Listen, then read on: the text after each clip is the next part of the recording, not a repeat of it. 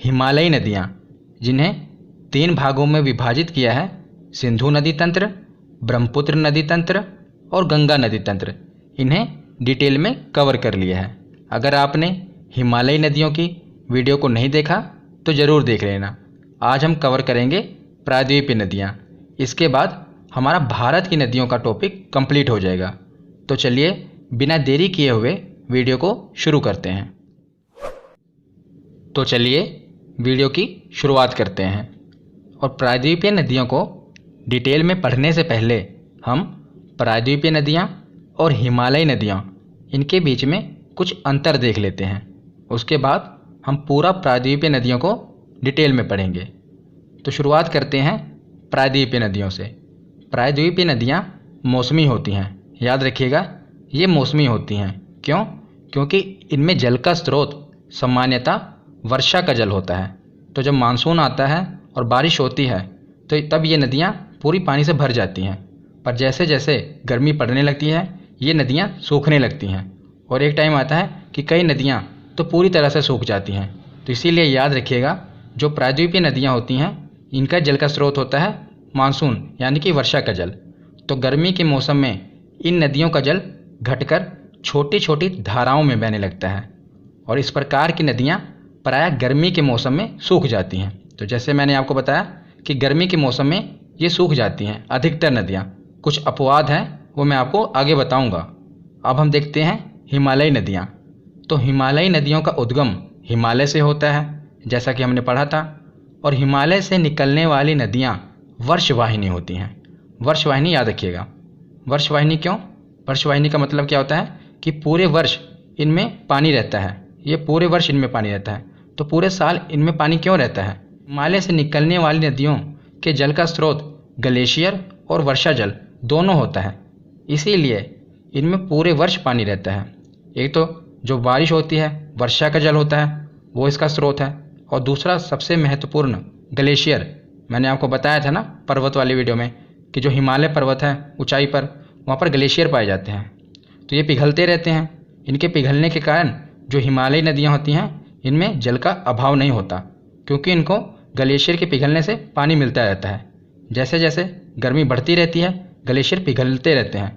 और गर्मी में भी आप देखेंगे कि जो हिमालयी नदियाँ हैं इनमें पानी भरा रहता है, उफान पर होती हैं, जबकि गर्मी होती है। क्यों? क्योंकि ये ग्लेशियर पिघलते रहते हैं और उन्हीं का पानी का स्रोत होता है इसका। उसके बाद बारिश हो जाती है तो इसमें और पानी आ जाता है और ये नदियाँ काफ़ी उफान पे होती हैं। फिर बाढ़, मतलब बाकी क्षेत्रों को बाढ़ से प्रभावित कर देती हैं, क्योंकि एक तो ग्लेशियर पिघल रहे हैं और ऊपर से बारिश हो जाती है। तो उसके बाद हम देखेंगे कि जो हम पढ़ रहे हैं प्रायद्वीपीय, ये यानी कि प्रायद्वीप कहते किसे हैं। उसके बाद एक और शब्द देखेंगे खाड़ी। आगे हम पढ़ेंगे खाड़ी के बारे में, बंगाल की खाड़ी, खंपात की खाड़ी। तो ये खाड़ी क्या होती है? तो सबसे पहले देखते हैं प्रायद्वीप यानी कि पेनिनसुला। तो प्रायद्वीप भूमि का वह भाग है जो 3 ओर से पानी से घिरा होता है, लेकिन एक तरफ से मुख्य भूमि से जुड़ा हुआ होता है। तो जैसा कि आप भारत का नक्शा देखेंगे तो जो ये दक्षिण भारत है इसे हम प्रायद्वीपीय भारत कहते हैं। क्यों? क्योंकि जैसे कि इसकी डेफिनेशन है कि जो प्रायद्वीपीय भूमि होती है वो 3 तरफ से जल से घिरी होती है और उसका एक भाग भूमि से जुड़ा होता है। उसी प्रकार आप देखेंगे ना, ये भाग भूमि से जुड़ा हुआ है और बाकी के 3 भाग क्या हुआ? समुद्र से जुड़े हुए हैं, इसीलिए इसे प्रायद्वीप कहते हैं। तो प्रायद्वीप के बाद अब हम देखते हैं कि खाड़ी क्या होती है। आपने सुना है ना, बंगाल की खाड़ी, खंपात की खाड़ी। तो खाड़ी क्या होती है? तो जो प्रायद्वीप है इसकी जो डेफिनेशन है इसी का विपरीत वो खाड़ी कहलाता है। कैसे? पहले इसकी डेफिनेशन देख लेते हैं कि समुद्र का वह भाग जो स्थल में काफ़ी दूर तक प्रवेश कर जाता है, जैसा कि आप देख रहे हैं काफ़ी दूर तक प्रवेश कर जाता है तथा तीनों ओर से स्थल से घिरा होता है, उसे खाड़ी कहते हैं। तो खाड़ी क्या होती है? जैसा कि आप देख रहे हैं ये जो समुद्र का भाग है ये तीनों तरफ से, इधर से भी और ऊपर से भी, ये स्थल से घिरा हुआ है और एक तरफ समुद्र से जुड़ा हुआ है, तो इसे हम खाड़ी कहेंगे। और प्रायद्वीप में हमने इसे उल्टा पढ़ा था ना कि स्थल का वह भाग जो तीनों तरफ से समुद्र से घिरा हो और एक तरफ से भूमि से जुड़ा हो, उसे प्रायद्वीप कहते हैं। और खाड़ी में क्या है कि एक तरफ समुद्र से जुड़ा हो और 3 तरफ से भूमि से घिरा हो, उसे खाड़ी कहते हैं। तो आशा करता हूँ आपको प्रायद्वीप और खाड़ी समझ आई होगी। इसके बाद अब हम आगे देखते हैं। तो अब हम दक्षिण भारत की नदियों को डिटेल में पढ़ते हैं। तो दक्षिण भारत की नदियों को दो भागों में बांटा गया है। एक बंगाल की खाड़ी में गिरने वाली नदियाँ और दूसरी अरब सागर में गिरने वाली नदियाँ।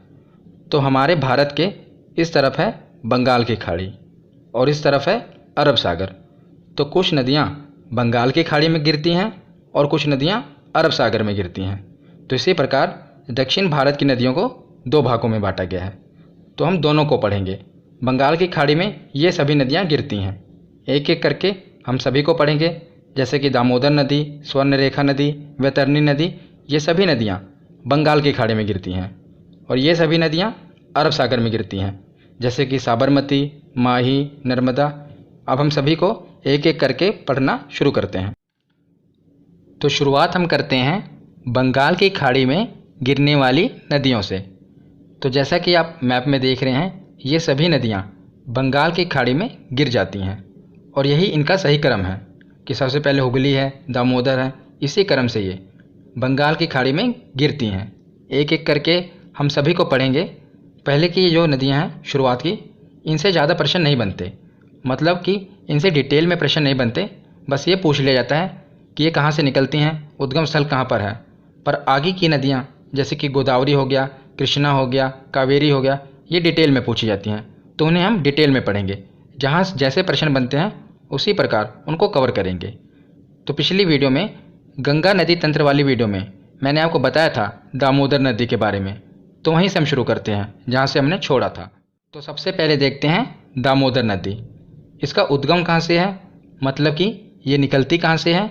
तो छोटा नागपुर पठार, झारखंड के छोटा नागपुर पठार से दामोदर नदी निकलती है। इसका बहाव क्षेत्र कौन सा है, मतलब कि किन किन राज्यों में ये बहती है। तो झारखंड से ये निकलती है, उसके बाद ये पश्चिम बंगाल में जाती है और पश्चिम बंगाल के बाद बंगाल की खाड़ी में गिर जाती है। तो इसकी विशेषता क्या है, यानी कि हमें याद क्या रखना है। तो दामोदर नदी झारखंड से निकलकर पश्चिम बंगाल में हुगली नदी में जाकर मिल जाती है। यही पूछा जाता है कि हुगली नदी की सहायक नदी कौन सी है।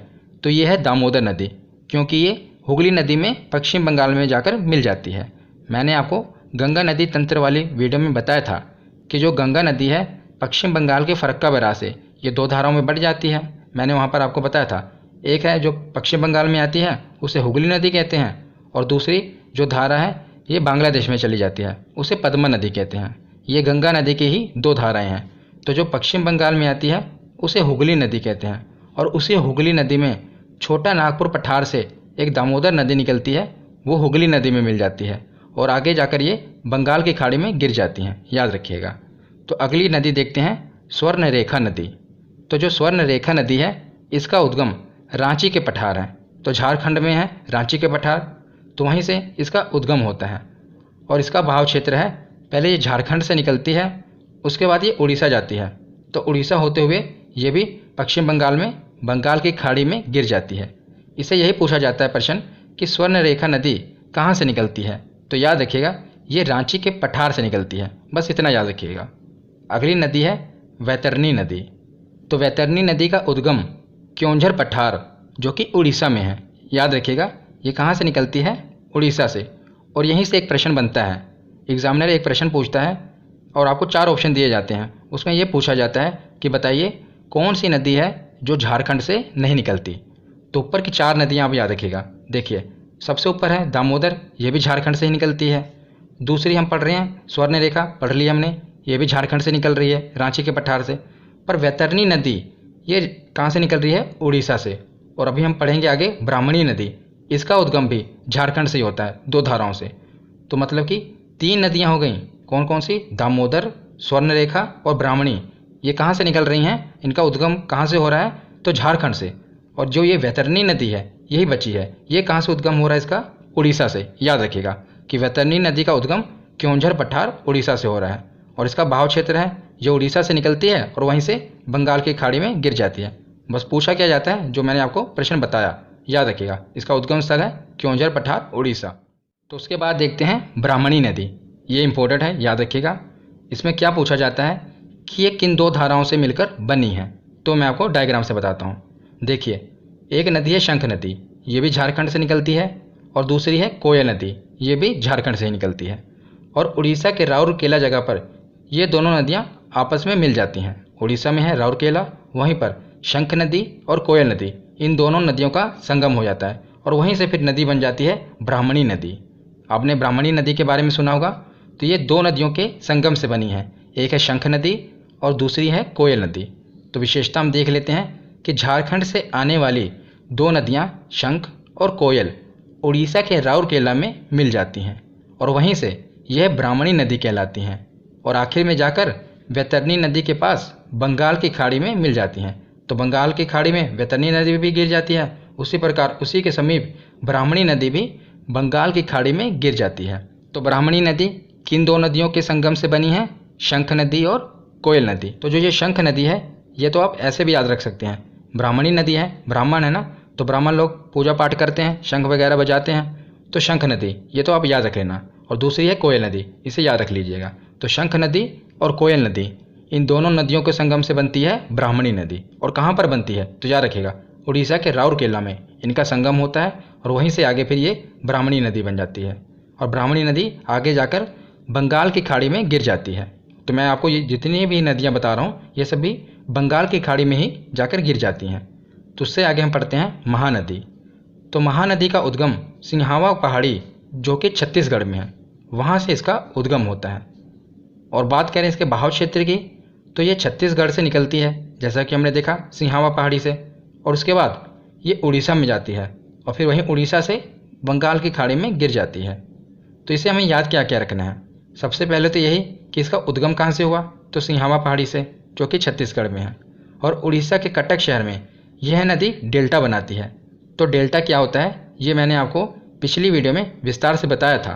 तो उड़ीसा के कटक शहर में यह नदी, याद रखिएगा, अपना डेल्टा बनाती है। और सबसे महत्वपूर्ण तेल नदी और जोंक नदी इसकी सहायक नदी हैं। ये एक एग्ज़ाम में पूछा गया था कि जोंक नदी किसकी सहायक नदी है, इसीलिए मैंने इसे कवर कर दिया। तो तेल नदी और जोंक नदी ये महानदी की सहायक नदियां हैं, याद रखिएगा। तो उसके बाद हम देखते हैं गोदावरी नदी। ये मोस्ट इम्पोर्टेंट है, बहुत एग्ज़ाम में पूछी जाती है गोदावरी नदी, इसीलिए इसे हम डिटेल में कवर करेंगे। इसकी हम सहायक नदियाँ भी देखेंगे और महत्वपूर्ण पॉइंट भी देखेंगे कि क्या क्या पूछा जाता है, कहाँ से निकलती है, सब कुछ देखेंगे। तो जैसा कि मैंने आपको बताया ना कि जो नदियाँ इंपॉर्टेंट हैं उन्हें हम डिटेल में कवर करेंगे और बाकी की नदियाँ जो छोटी नदियाँ हैं और ज़्यादा एग्जाम में नहीं पूछी जाती उनके हम उद्गम स्थल देख लेंगे कि यानी कि वो कहाँ से निकल रही हैं, उनका बहाव क्षेत्र कहाँ कहाँ बहती हैं। तो अब हम गोदावरी नदी देखते हैं। तो गोदावरी नदी का उद्गम यानी कि ये कहाँ से निकलती है, तो नासिक के त्र्यंबकेश्वर से निकलती है जो कि महाराष्ट्र में है। और त्र्यंबकेश्वर में ही भगवान भोलेनाथ का ज्योतिर्लिंग भी है। भोलेनाथ के पूरे भारत में 12 ज्योतिर्लिंग है, उसी में से एक ज्योतिर्लिंग है त्र्यंबकेश्वर में, और वहीं से गोदावरी नदी निकलती है।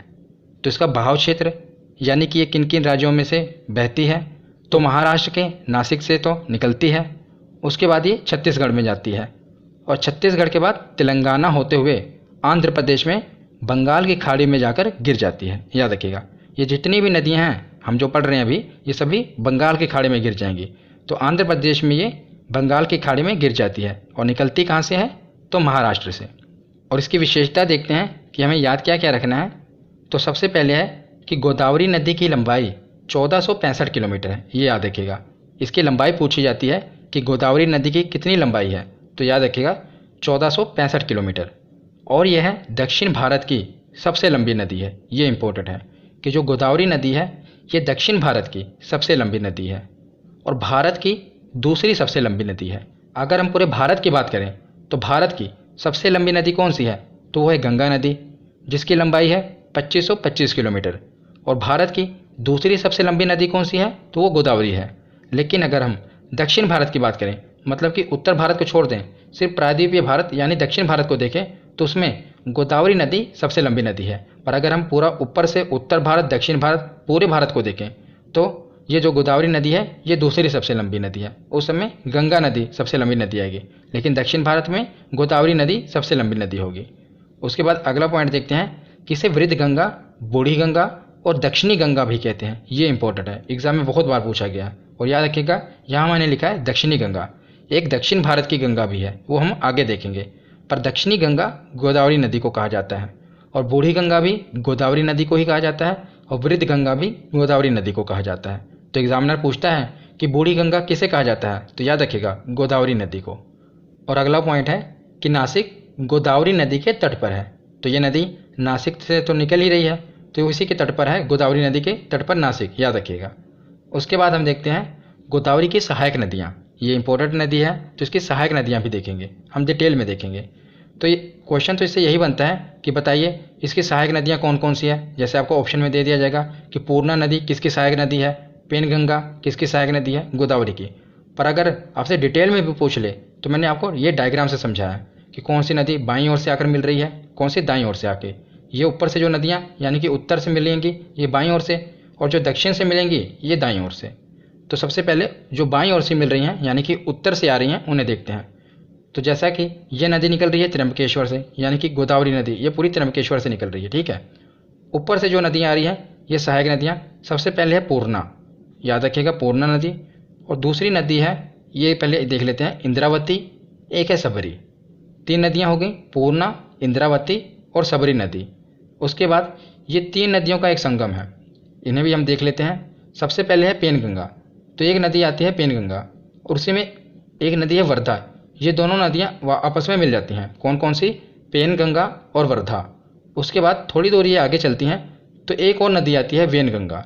फिर ये तीनों नदियाँ आपस में मिल जाती हैं। कैसे, देखिए पहले पेनगंगा आई, फिर उसके बाद वर्धा आई, ये दोनों नदियाँ आपस में मिली यहाँ पर। उसके बाद ये आगे चली तो वेनगंगा इसमें आके मिल गई। तो ये तीनों नदियों का जहाँ संगम हो जाता है उसके बाद ये एक नदी बन जाती है, और इसे कहते हैं प्राणहिता।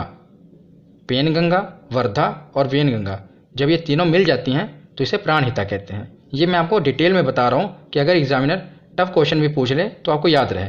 वैसे तो यही पूछा जाता है कि पेनगंगा किसकी सहायक नदी है, तो गोदावरी की सहायक नदी है। वेनगंगा किसकी सहायक नदी है, तो गोदावरी की।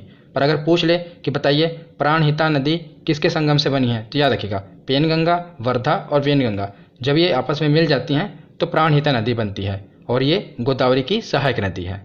और सबसे ज़्यादा इंपॉर्टेंट जो कई बार एग्जाम में पूछा गया है कि मंजीरा किसकी सहायक नदी है, तो ये गोदावरी की है। और ये देखिए ये नीचे से आके मिल रही है दक्षिण की ओर से, यानी कि दाईं ओर से मिल रही है, इसीलिए और इम्पोर्टेंट बन जाती है कि अगर पूछ लिया जाए आपको ऑप्शन में दिया हो कि गोदावरी नदी की सहायक नदियों में से कौन सी भिन्न है, और बाकी की नदियाँ उत्तर से जो मिल रही हैं यानी कि बाईं से जो मिल रही है वो दे दी जाए, और एक साथ में मंजीरा दे दी जाए, तो आपको लगेगा कि ये तो सभी नदियाँ गोदावरी की हैं, पर उसमें से ये भिन्न होगी। क्यों? क्योंकि ये दाईं ओर से मिल रही है, और बाकी जितनी भी नदियाँ हैं सहायक नदियाँ हैं ये बाईं ओर से मिल रही हैं। इसीलिए इसका ध्यान रखिएगा कि जो मंजीरा नदी है ये दाईं ओर से मिल रही है और गोदावरी की सहायक नदी है। तो गोदावरी नदी के बाद देखते हैं कृष्णा नदी, ये भी इम्पोर्टेंट है, इसको भी डिटेल में पढ़ेंगे। तो इसका उद्गम कहाँ से होता है, पश्चिमी घाट के महाबलेश्वर से, जो कि महाराष्ट्र में है। मैंने आपको पर्वत वाली वीडियो में बताया था कि हमारे भारत के दक्षिणी भारत में इधर है पश्चिमी घाट, इधर है पूर्वी घाट, मैंने वहाँ पर आपको बताया था।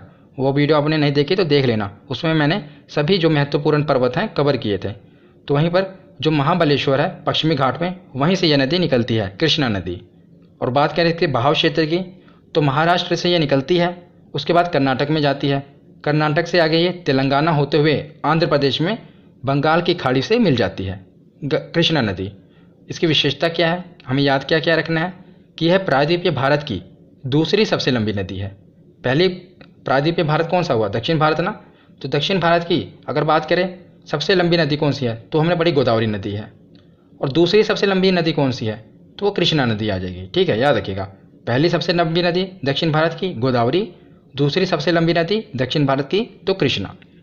उसके बाद देखते हैं कि कोयना नदी, कोयना नदी क्या है, आगे अभी हम पढ़ेंगे इसकी सहायक नदी। तो कोयना इसकी सहायक नदी है, और इसी को महाराष्ट्र की जीवन धारा कहा जाता है। जीवन धारा भी कहा जाता है, कहीं कहीं जीवन रेखा भी लिखा होता है। तो महाराष्ट्र की जीवन धारा या जीवन रेखा कोयना नदी को कहा जाता है। ये महाराष्ट्र में ही बहती है, इसीलिए इसको वहाँ की जीवन धारा कहा जाता है। उसके बाद एक नदी है मूसी नदी, तो मूसी नदी के तट पर है हैदराबाद शहर। ये इंपॉर्टेंट है और बहुत बार एग्जाम में पूछा गया है कि हैदराबाद किस नदी के तट पर है, तो याद रखिएगा मूसी नदी के तट पर। अभी हम सहायक नदियाँ पढ़ेंगे, पर हम ये विशेष बातें देख लेते हैं पहले। और उसके बाद देखते हैं कि आंध्र प्रदेश में विजयवाड़ा के पास ये नदी डेल्टा बनाती है। तो ये अपना डेल्टा कहाँ पर बनाती है, तो आंध्र प्रदेश में विजयवाड़ा के पास ये अपना डेल्टा बनाती है। कौन सी नदी, कृष्णा नदी। अब इसकी हम सहायक नदियाँ देखते हैं। तो ये निकलती है महाबलेश्वर से, जैसा कि हमने देखा महाबलेश्वर से ये निकलती है। तो ऊपर से एक नदी आती है उत्तर की ओर से, भीमा नदी, मतलब कि बाईं ओर से, और एक नदी है मूसी नदी, ये दोनों बाईं ओर से मिलती हैं। भीमा नदी और मूसी नदी ये दोनों ही इंपॉर्टेंट है, भीमा और मूसी भी, ये बहुत बार एग्जाम में पूछी गई हैं, ठीक है ना, याद रखिएगा। और मूसी नदी क्यों पूछी जाती है? क्योंकि हैदराबाद मूसी नदी के ही तट पर है। उसके बाद नीचे की ओर देखते हैं, यानी कि दाईं ओर से, तो दाईं ओर से आ रही है, एक है कोयना नदी, ये महाराष्ट्र की जीवन धारा कहा जाता है इसे। उसके बाद दोनों नदियाँ याद रखिएगा इकट्ठा ही, घाट प्रभा और माल प्रभा, ये भी कृष्णा नदी की सहायक नदियाँ हैं। तो घाट प्रभा और माल प्रभा भी पूछी जाती हैं, याद रखिएगा। उसके बाद एक और है सबसे इम्पोर्टेंट, तुंगभद्रा नदी, ये भी कृष्णा नदी की ही सहायक नदी है। तो जो तुंगभद्रा नदी है ये दो नदियों के संगम से बनी है, ये तो आप आसानी से याद रख लेंगे, एक है तुंग और दूसरी है भद्रा, और यही दोनों मिलकर बनाती हैं तुंगभद्रा। तुंग और भद्रा दोनों मिलकर बनाती हैं तुंगभद्रा, और ये नीचे की ओर से यानी कि दक्षिण की ओर से ये जाकर कृष्णा नदी में मिल जाती हैं। तो ये सभी कृष्णा नदी की सहायक नदियाँ हैं।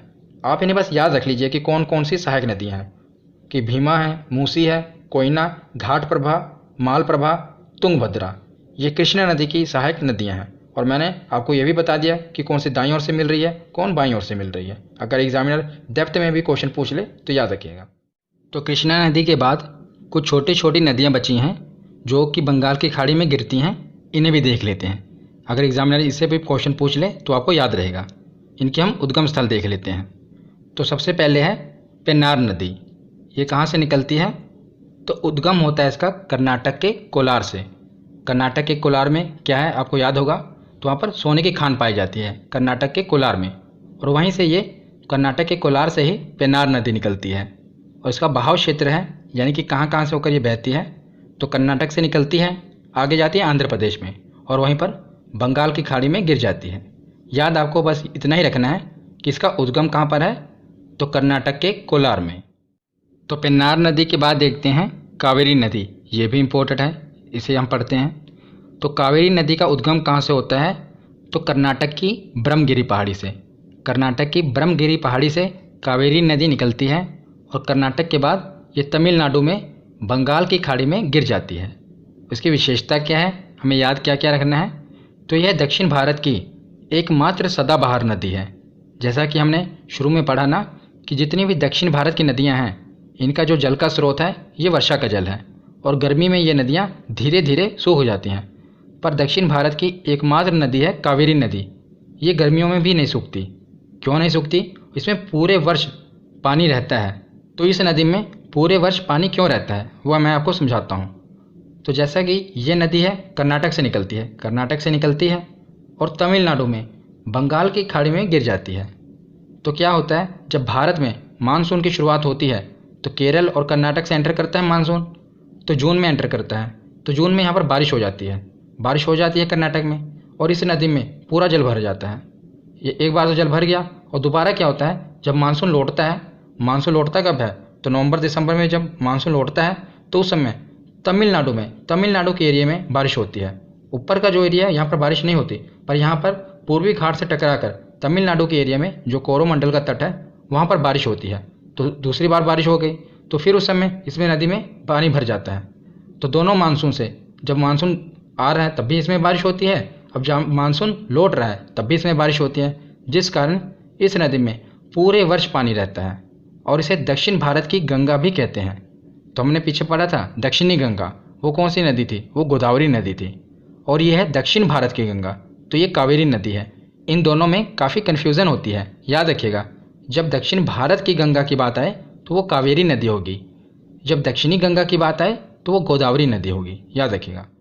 तो कावेरी नदी के बाद दो नदियां हैं जो तमिलनाडु में छोटी छोटी नदियां हैं, इन्हें भी देख लेते हैं। एक है वैगई और दूसरी है ताम्रपर्णी, इसे ताम्रपाणी भी कहते हैं। ताम्रपर्णी और वैगई ये दोनों तमिलनाडु से निकलती हैं। पहले मैं आपको कुछ बताना चाहता हूँ, जैसा कि ये है दक्षिण भारत और इधर है श्रीलंका, और श्रीलंका के आगे कुछ द्वीप हैं जिसे हम राम सेतु कहते हैं, और इसी राम सेतु के इस तरफ ये है पाक की खाड़ी, इसे हम पाक की खाड़ी कहेंगे, और इस तरफ की खाड़ी को हम कहते हैं मन्नार की खाड़ी, याद रखिएगा। ऊपर की तरफ जो है इसे पाक की खाड़ी कहते हैं और इसे मन्नार की खाड़ी कहते हैं। तो ये दो नदियाँ एक पाक की खाड़ी में गिरती है और दूसरी मन्नार की खाड़ी में गिरती है, तो याद रखिएगा। जो वैगई नदी है ये पाक की खाड़ी में गिर जाती है और सबसे महत्वपूर्ण मदुरै, जिसे मदुरई भी कहते हैं, यह शहर वैगई नदी के ही तट पर है। एग्जाम में पूछा जाता है कि मदुरै शहर किस नदी के तट पर है, तो ये वैगई नदी के तट पर है। मीनाक्षी मंदिर भी यहीं पर है ना, मदुरै शहर में। और दूसरी है ताम्रपर्णी नदी, ये मन्नार की खाड़ी में गिरती है। तो कई बार आपको कन्फ्यूज़न हो सकता है कि कौन सी मन्नार की खाड़ी में गिरेगी, कौन सी पाक की। ये तो अब याद रहेगा ना आपको कि दोनों वैगई और ताम्रपर्णी ये निकलती कहाँ से हैं, तो तमिलनाडु से ही निकलती हैं। उसके बाद खाड़ी में गिर जाती हैं। तो याद कैसे रखेंगे, जैसे देखिए ताम्रपर्णी, आप देखेंगे ताम्रपर्णी, तो ता से तो ये तमिलनाडु से निकल रही है, इसी के ताम्र से देख रहे हैं, और माँ से मन्नार की खाड़ी में गिर जा रही है। तो ता से तमिलनाडु से निकलेगी और माँ से मन्नार की खाड़ी में गिर जाएगी। और जो वैगई है वो तो पता ही रहेगा आपको, एक अगर मन्नार की खाड़ी में गिर रही है तो दूसरी कहाँ गिरेगी, पाक की खाड़ी में। ऐसे आप इसे याद रख सकते हैं।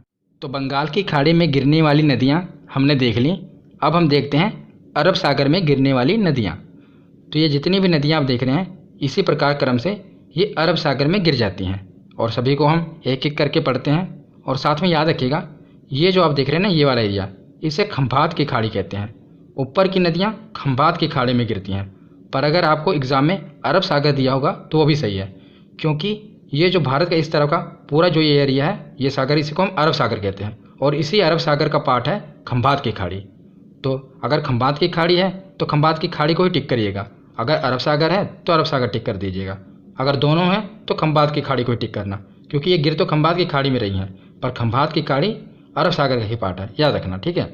तो सबसे पहले देखते हैं लूनी नदी। ऊपर से आप देख रहे हैं ना, यह है लूनी नदी। तो लूनी नदी का उद्गम कहाँ से होता है, तो ये अरावली पहाड़ी, अजमेर की अरावली पहाड़ी से निकलती है, जो कि राजस्थान में है। और इसका बहाव क्षेत्र, तो ये ऊपर राजस्थान से निकलती है और गुजरात में कच्छ के रण में विलुप्त हो जाती है। याद रखिएगा, ये विलुप्त हो जाती है, यानी कि भूमिगत हो जाती है। ये आगे जाकर अरब सागर में नहीं गिरती, नई खंभात की खाड़ी में गिरती है। ये कच्छ के रण में ही विलुप्त हो जाती है, यहीं पर भूमिगत हो जाती है। इसीलिए पूछा जाता है कि कौन सी नदी है जो कच्छ के रण में विलुप्त हो जाती है, तो यह है लूनी नदी।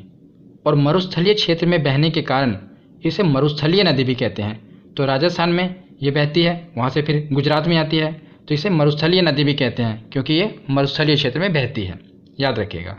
उसके बाद देखते हैं अगली नदी साबरमती नदी। तो साबरमती नदी भी अरावली पर्वत से ही निकलती है, तो ये उदयपुर ज़िले से निकलती है। जो लूनी नदी थी ये अजमेर ज़िले से निकल रही थी, और साबरमती ये उदयपुर से निकल रही है। और ये भी राजस्थान से ही निकलेगी, जैसे कि अरावली पर्वत श्रृंखला है तो राजस्थान से निकलेगी। और इसका बहाव क्षेत्र भी, जिस प्रकार लूनी का बहाव क्षेत्र था कि वो राजस्थान से गुजरात में आ रही थी, पर वहाँ पर कच्छ के रण में वो समा जा रही थी। पर जो साबरमती नदी है, आप तुलना करके पढ़ेंगे तो याद रहेगा, जो साबरमती नदी है ये राजस्थान से निकलती है, राजस्थान के बाद गुजरात में एंटर करती है, और उसके बाद ये जो खंभात की खाड़ी है ना, इसमें गिर जाती है। याद रखना, राजस्थान ऊपर से निकलेगी, गुजरात होते हुए खंभात की खाड़ी में गिर जाएगी। तो इसकी विशेषता, यानी कि आपको याद क्या रखना है, तो अहमदाबाद और गांधीनगर, दो मशहूर शहर गुजरात के, ये साबरमती नदी के ही तट पर हैं। तो याद रखना, आपसे पूछा जाएगा कि अहमदाबाद शहर कहाँ पर है, किस नदी के तट पर, तो साबरमती। और गांधीनगर किस नदी के तट पर है, तो ये भी साबरमती नदी के ही तट पर है, दोनों याद रखिएगा। तो लूनी नदी और साबरमती नदी ये हमने देख ली। उसके बाद देखते हैं माही नदी। तो माही नदी का उद्गम विंध्याचल पर्वत श्रेणी मध्य प्रदेश, यानी कि मध्य प्रदेश की विंध्याचल पर्वत श्रेणी से इसका उद्गम होता है। और ये इसका बहाव क्षेत्र, तो मध्य प्रदेश से ये निकलती है, आगे राजस्थान होते हुए गुजरात की खंभात की खाड़ी में गिर जाती है।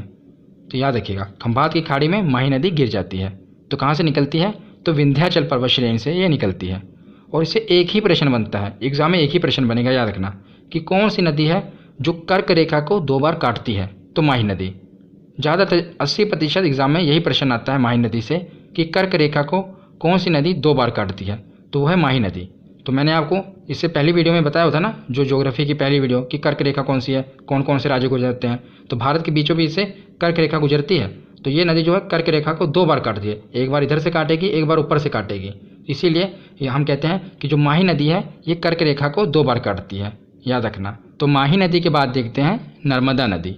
तो नर्मदा नदी का उद्गम, यानी ये कहाँ से निकलती है, तो अमरकंटक पहाड़ी की पश्चिमी ढाल, जो कि मध्य प्रदेश में है, अमरकंटक पहाड़ी की पश्चिमी ढाल से निकलती है।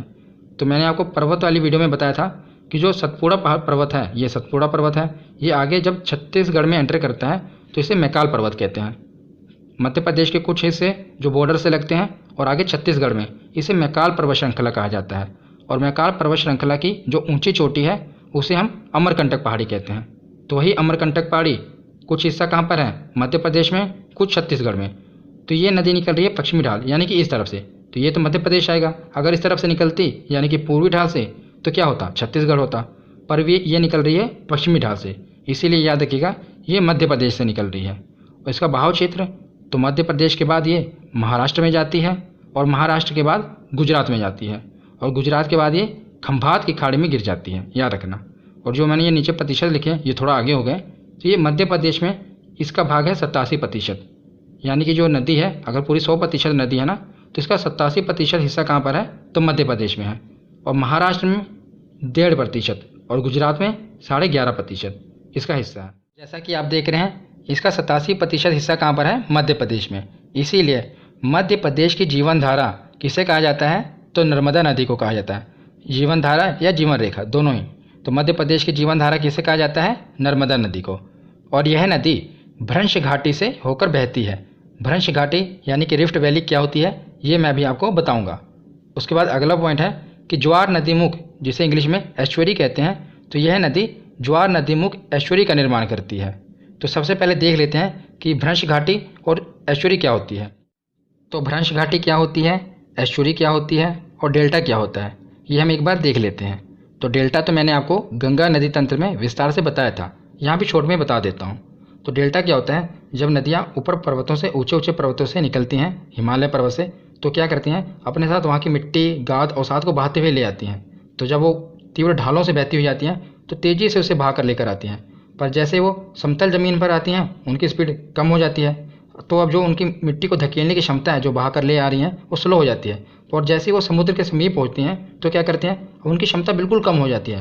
तो वो क्या करते हैं? उसी मिट्टी को एक जगह जमा कर देती हैं। पर नदियों को बहना है तो वो क्या करेंगी? छोटी छोटी शाखाओं में होकर बहने लगती हैं। तो ये जो त्रिभुजाकार आकृति बन जाती है, इसी को डेल्टा कहते हैं। ये नदियाँ क्या करती हैं? अपने द्वारा मिट्टी लेकर आती हैं और जमा कर देती हैं समुद्र में। तो ज्वार नदीमुख यानी कि एस्चुअरी क्या होती है? तो कुछ नदियाँ होती हैं ये डेल्टा नहीं बनाती, जैसे कि कुछ नदियाँ डेल्टा बना रही हैं। ये नदियाँ क्या होती हैं? सीधा आकर समुद्र में मिल जाती हैं। तो जहाँ पर ये समुद्र में मिलती हैं ना, कुछ पानी आगे देखिए जा रहा है नदियों में और फिर ये नदियाँ समुद्र में आ रही हैं, इसी को हम ज्वार नदीमुख कहेंगे। ये डायरेक्ट क्या करती हैं? समुद्र में समाहित हो जाती हैं, मिल जाती हैं, उसी को ज्वार नदीमुख कहा जाता है। और ये तेज़ी से बहती हुई आती हैं और यहाँ पर भी कुछ खड्डे कर देती हैं और यहाँ पर गिरती रहती हैं, ठीक है ना। इसी को हम कहेंगे ज्वार नदीमुख, ये सारा एरिया जहाँ पर नदियाँ समुद्र से मिल जा रही हैं। तो अब हम भ्रंश घाटी यानी कि रिफ्ट वैली क्या होती है ये देखते हैं। तो जैसा कि आप इमेज में देख रहे हैं, पहले ये एक पहाड़ था, पर अब देख रहे हैं बीच में बट गया। तो क्या होता है कि पृथ्वी की आंतरिक हलचल के कारण पहाड़ का जो बीच का हिस्सा होता है ये अंदर की ओर धंस जाता है। जब ये अंदर की ओर धंस जाएगा तो जाहिर सी बात है ये दो टुकड़ों में बढ़ जाएगा और बीच में एक बड़ी सी दरार बन जाएगी। ये बड़ी सी दरार बन जाती है और इसी में से फिर क्या होता है? नदियाँ प्रवाहित होने लगती हैं और झील बन जाती है। इसी को रिफ्ट वैली कहा जाता है। जब पृथ्वी की आंतरिक हलचल के कारण क्या हो, किसी पहाड़ का जो बीच का हिस्सा हो वो अंदर की ओर धंस जाए और बड़ी सी दरार बन जाए, तो उसे रिफ्ट वैली कहते हैं। तो हमने देख लिया कि ज्वार नदीमुख और भ्रंश घाटी क्या होती हैं। तो जो नर्मदा नदी है ये भ्रंश घाटी से होकर बहती है और ज्वार नदीमुख यानी कि एस्चुअरी का निर्माण करती है, ये डेल्टा का निर्माण नहीं करती। और विंध्य और सतपुड़ा पर्वत श्रेणियों के मध्य बहती है। ये सबसे ज़्यादा इंपॉर्टेंट है कि जो ये नर्मदा नदी है, आप देख रहे हैं ना, ऊपर क्या है? विंध्याचल पर्वत और नीचे है सतपुड़ा पर्वत और इसी के बीच में से ये निकलती है। तो विंध्याचल और सतपुड़ा पर्वत के बीच में से कौन सी नदी बहती है? तो नर्मदा नदी बहती है। उसके आगे है कि नर्मदा और सोन ऐसी नदियाँ हैं जो एक ही स्थान अमरकंटक से निकलती हैं और विपरीत दिशा में बहती हैं।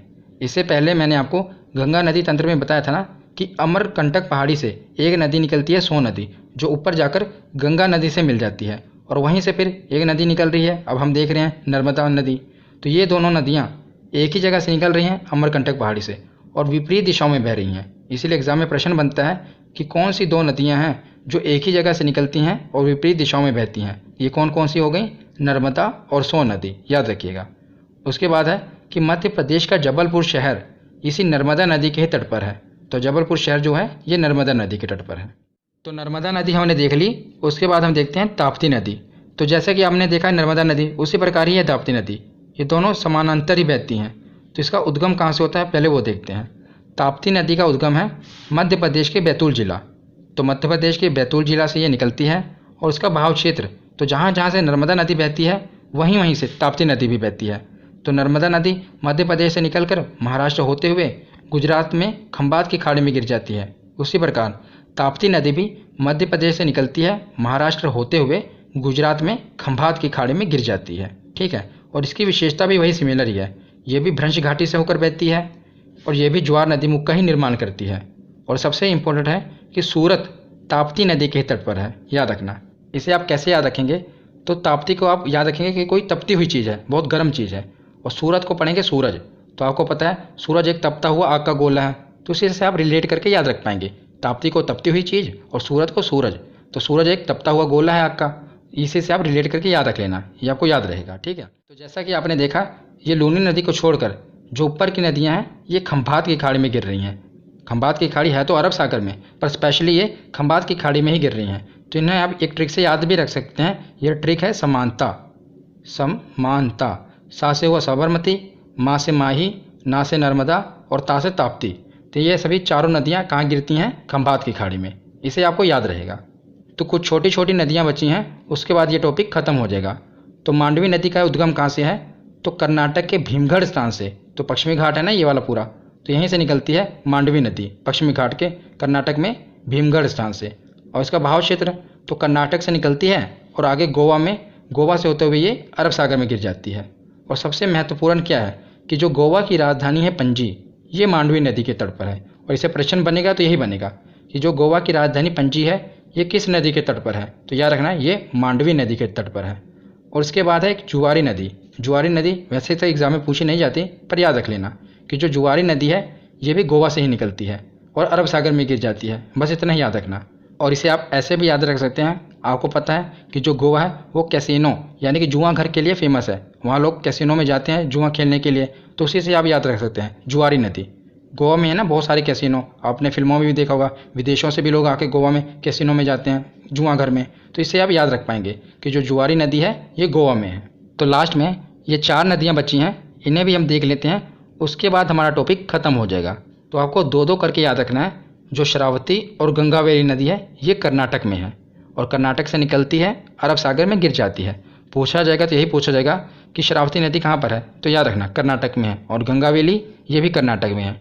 यहाँ पर जलप्रपात पाए जाते हैं। तो जैसा कि मैंने आपको बताया कि जो जलप्रपात वाला टॉपिक है और बांध वाला टॉपिक है ये मैं अलग वीडियो में कवर कराऊंगा। यहाँ पर हम सिर्फ नदियों के बारे में ही पढ़ रहे हैं। तो उसके बाद हमने देख लिया कि शरावती और गंगावेली ये कर्नाटक में है। तो लास्ट में बचे 2, पेरियार नदी और भरतपूजा नदी। तो पेरियार नदी हो गई, पेरियार बांध हो गया, जितनी भी पेरियार वाली चीज़ें हैं ये केरल में ही हैं। तो ये भी पेरियार नदी भी कहाँ पर है, केरल में है। उसके बाद ये अरब सागर में गिर जाती है। उसके बाद है भरतपूजा नदी। तो भरतपूजा नदी